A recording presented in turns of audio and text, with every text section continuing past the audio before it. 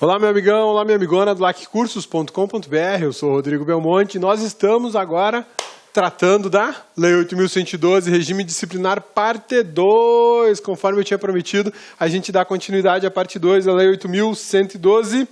E vamos conversar mais um pouco, a gente vai ver na aula de hoje exercícios. Vamos terminar aquela aula anterior e hoje a gente resolve exercícios, belezinha? Responsabilidade, a gente viu já deveres, vedações, penalidades, agora a gente vai ver responsabilidade dos servidores públicos, tá bom? Olha lá, o servidor responde civil, penal e administrativamente pelo exercício irregular das suas atribuições. Isso é muito bacana do ponto de vista de punibilidade do servidor público, porque ele vai responder nas três esferas. Ele vai responder civilmente, ele vai responder criminalmente, ele vai responder administrativamente. Dependendo da conduta que ele praticar, dependendo do que ele fizer no exercício das suas funções, ele vai receber punições de caráter civil, por exemplo, uma indenização, né? De caráter penal, prisão, e ainda administrativo, ele vai perder o cargo, pode ser demitido, pode ser ou apenas suspenso. Enfim, as três possibilidades de punição existem sempre. Por que sempre? Porque o sistema jurídico ele é interligado. Você não tem uma conduta isolada prevista apenas no direito administrativo. Essa conduta, geralmente, ela tem um reflexo na área civil ou na área penal, na área criminal. Muitas vezes tem reflexo na área civil, na área criminal e na área administrativa, e autorizam três tipos de punições distintas, com naturezas distintas, e o servidor se ferra. Para não falar outra coisa, né? O servidor se ferra. Tá? Então, olha lá. A responsabilidade civil decorre do ato omissivo ou comissivo, doloso ou culposo, que resulte em prejuízo ao erário ou a terceiros. Isso aqui é muito bacana a gente analisar. A cabeça vai abrir uma outra tela aqui agora para a gente desenhar, né? Que cabeça devia ser desenhista e não da área jurídica, né? Me dá a tela, computador. Aí, abrindo uma telinha branca aqui para a gente conversar. Então, olha só, quando a gente fala em responsabilidade civil, a gente tem que pensar em quem? Tem que pensar no Código Civil, que é de 2002. Belezinha? Belezinha?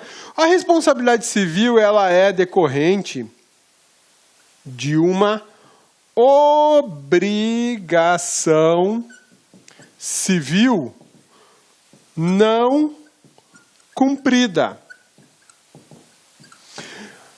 Primeiro existe a obrigação, para depois existir a responsabilidade. Preste atenção nisso aqui, tá? Parece bobeira, mas não é. A responsabilidade civil, ela só existe porque antes dela tem uma obrigação civil. É como você falar no crime. No crime só existe a punição, a pena do crime, quando antes você tem uma conduta definida como tipo penal, como crime, né? Então, quando a responsabilidade existe e ela não é cumprida, nasce a responsabilidade civil. Isso aqui é o que a gente chama de ilícito civil. Ilícito civil, tá? Olha só, o ilícito civil é um descumprimento, é aquilo que você não fez ou que fez errado no direito civil e vai te gerar uma responsabilidade. A obrigação civil, ela pode ser uma ação, ou seja, um fazer, né? Ou uma omissão, um não fazer. Você não pode fazer tal coisa, você tem que se omitir de tal coisa. Por exemplo, você não pode, como servidor público, gastar dinheiro público sem autorização. Então você é obrigado a não fazer um gasto sem autorização. Mas você vai lá e gasta. Gasta. Você está passando na rua, está com o dinheiro da administração no bolso, fala assim, picolé, quero tomar um picolé, e toma o picolé e gastou a grana. Né? Como se a grana fosse sua, e ela não é. Você tinha a obrigação de não fazer o gasto e fez. Você descumpriu uma obrigação civil e gerou uma responsabilidade administrativa. Você praticou um ilícito civil que exige uma... Nesse caso, de você gastar o dinheiro que não era seu, exige um ressarcimento. Você vai ter que ressarcir os cofres públicos. Você vai ter que chegar e falar, eu gastei 5 aqui em picolé com o pessoal, estou devolvendo o dinheiro. Comprei 5 picolés, R$1 cada um. Está aqui, 5 de volta. Belezinha? Então, isso é ilícito civil. Gerou responsabilidade para o servidor público. Mas para gerar responsabilidade ao servidor público, primeiro tem que ter uma obrigação civil. E essa obrigação civil ela vai estar prevista onde? Aqui, no Código Civil. Tá? No Código Civil. Belezinha? Sussa, tranquilos? Essa ação ou omissão, ela pode ser dolosa ou ela pode ser culposa, né? Dolosa ou culposa. Dolosa é a irmã da culposa, né? A dolosa ela é mais atrevida, ela age. E a culposa é tímida, ela é mais quietinha, ela fica na dela, né? O que eu quero dizer com isso? Que quando eu tenho dolo, eu quero fazer. Quando eu tenho dolo, eu estou agindo com a vontade de fazer. E o culposo, eu não queria fazer, não tinha intenção de fazer, nem pensei que poderia acontecer, mas aconteceu. Né? Você acreditava que estava tudo em ordem quando não estava, por exemplo. Né? Você acabou agindo de forma culposa. São situações que você vai ver no direito civil, vai ver no direito penal e vai ver também no direito administrativo. Sim, no direito administrativo, lei de improbidade administrativa, atos administrativos que são praticados de forma dolosa, ou seja, eu quis praticar, eu quis causar aquele prejuízo para a administração, eu quis descumprir um princípio constitucional. Ou na forma dolosa. Eu não queria, mas aconteceu. Eu não queria desviar o dinheiro, mas o dinheiro se desviou sozinho para a minha conta bancária. Eu não queria usar uma máquina da prefeitura que é para abrir ruas na minha fazenda, mas ela foi sozinha para lá e fez o serviço. Né? Então, a gente tem essa situação, dolosa e culposa. No direito civil, isso é transportado para o direito penal e também é transportado para o direito administrativo. Tá beleza? Sussa, tranquilos? Então, olha só, você praticou um ilícito civil no exercício das funções de servidor público e isso gerou para você o quê? Uma responsabilidade civil de reparar um dano, ressarcir, ou a obrigação de fazer alguma coisa ou de não fazer, né? Beleza? Sussa, tranquilos? Mas aí também existe a responsabilidade penal. A responsabilidade penal, ela existe porque há o quê? Um tipo penal. O que é tipo penal, cabeça? Que papo doido é esse? Tipo penal é uma conduta descrita como crime. É uma conduta descrita como crime. A responsabilidade penal, ela vai estar prevista basicamente onde? Código Penal. Também existem leis extravagantes, outras leis que não são o Código Penal, mas tratam de crimes. Por exemplo, Código de Trânsito Brasileiro. Não é o Código Penal, mas lá tem crime. Direção embriagada ao volante, lesão culposa ao volante, homicídio culposo ao volante. É crime. Lei 8666 tem crimes contra a licitação. E o Código Penal não. O Código Penal é uma norma que fala da parte geral do direito penal e depois de crimes determinados que vale para todo mundo. Tá? De regra, você tem Código Penal e leis penais. Das mais diversas, né? Você tem aí crimes previstos em diversas leis penais e leis que não têm caráter penal, como a lei de improbidade administrativa. Desculpe, a lei de licitação, né? Porque a lei de improbidade não trata de crime.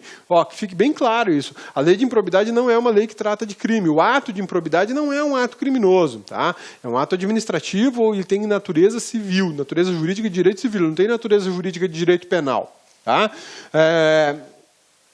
O servidor pratica uma conduta descrita como crime, ele vai ser responsabilizado também.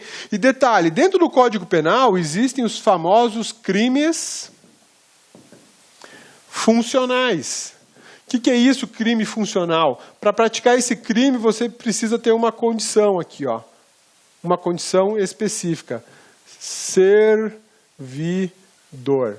Você precisa ser servidor público ou estar exercendo atividades típicas de servidor público, tá? Crimes funcionais, só os servidores públicos é que podem praticar. E além de tudo isso, tem a 8.112 dizendo que você pode ser suspenso, advertido e demitido. Tá? Todas essas 3 esferas de punibilidade, de punição, estão à disposição da administração pública para ferrar com você, servidor. Servidor. Fica esperto, servidor. Se você pisar na bola, você pode levar a pancada de 3 lados. Olha só, eu peguei um processo essa semana lá no Ministério Público Federal que casou justamente essas 3 situações. Tá? Um servidor da Receita Federal do Brasil praticou faltas administrativas. Beleza? Isso gerou um processo administrativo e foi punido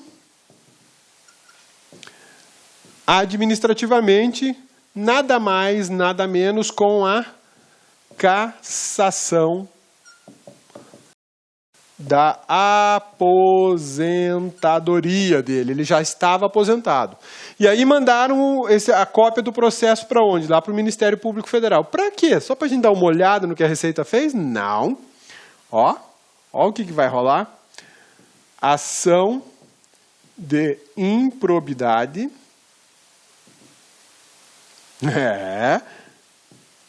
E ação penal pelo crime que ele praticou. A administração, a Receita Federal, ela instaurou um PAD, um processo administrativo disciplinar, e deu a ele uma punição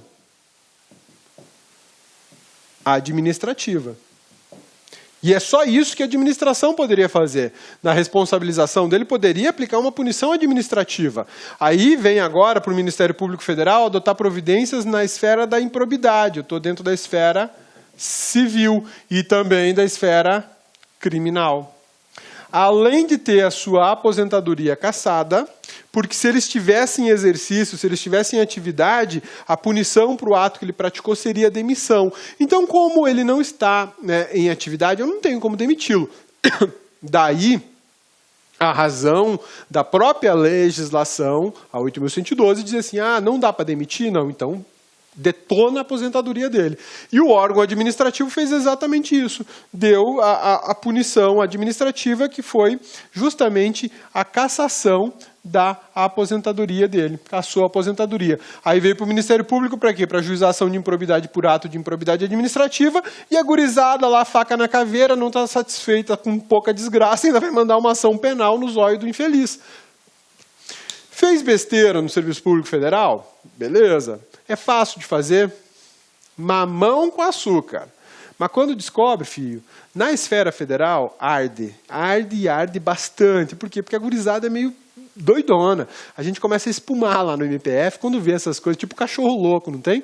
E aí, é bordoada. Não tem sossego, é bordoada. Por quê? Vai ser punido em 3 esferas. Uma ele já levou pancada, que ele perdeu a aposentadoria dele, por decisão administrativa. Vai levar pancada agora na ação de improbidade e ainda vai tomar uma ação penal no lombo. Ou seja, eu acho que a falta que ele praticou lá não compensou tanto assim, não, tá? Ô, Cabeça, mas deixa eu te falar, Cabeça. Vai lá, pergunta. A administração deu a decisão de cassação da aposentadoria. Beleza, cassou. Foi um processo administrativo e falou, a comissão do PAD lá disse assim, olha, a sugestão da comissão é a cassação da aposentadoria porque ele já não está mais em atividade. Aí o chefão do órgão falou assim, beleza, está cassada a aposentadoria. Se ferrou, cassou a aposentadoria dele. Tá bom, Cabeça. Mas e aí, ele pode pegar essa decisão da administração que cassou a aposentadoria ir lá na justiça e falar, justiça, ó, fui injustiçado, deixa eu ficar com a minha aposentadoria? Pode, claro que ele pode. Por que ele pode? Porque a decisão da administração pública em cassar a aposentadoria dele não transita em julgado administrativamente.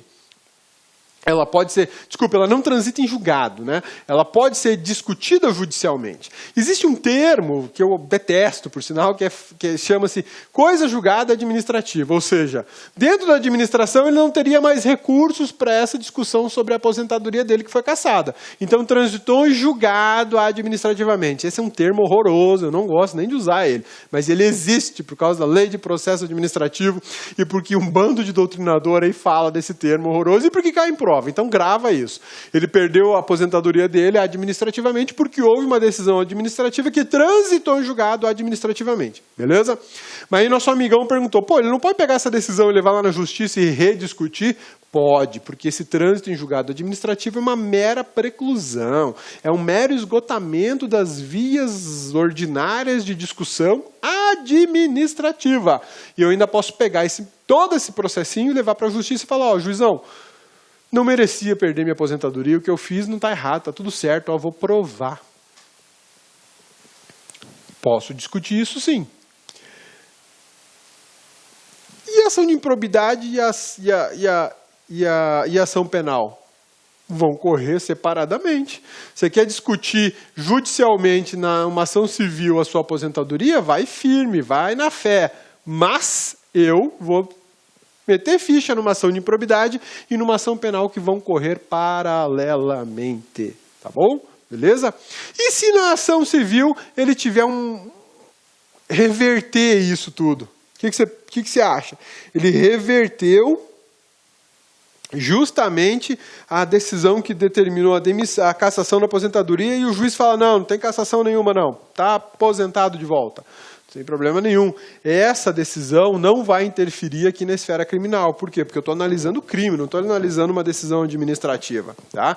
Uma decisão administrativa dessa pode ser revertida na justiça por inúmeras razões. De repente, o processo administrativo violou algum direito de defesa, usou alguma prova ilícita, enfim, vacilou no devido processo legal. Aí o juizão pode rever toda essa situação. Tá? Então, ó, muito cuidado com as punições administrativas, elas não são isoladas, elas podem vir acompanhadas de punições civis e de punições criminais. Lembrando que as punições criminais pela prática de crime, elas são dolosas e eventualmente culposas. Tá? Olá, meus amigos! E aí, gostou da aula do professor? Grande aula! Quer continuar assistindo essa videoaula? Aliás, quer fazer o nosso curso completaço para a Universidade Federal do Ceará 2016, edital publicado? Então acesse o nosso site laconcurso.com.br e você vai ter um curso aí fantástico que vai te ajudar na sua preparação. Só mais um recado. Tá vendo o material dessa aula que você acabou de assistir? É só você clicar aqui embaixo e lá no site fazer o download gratuitamente do material de apoio. Um forte abraço, espero você. Tchau.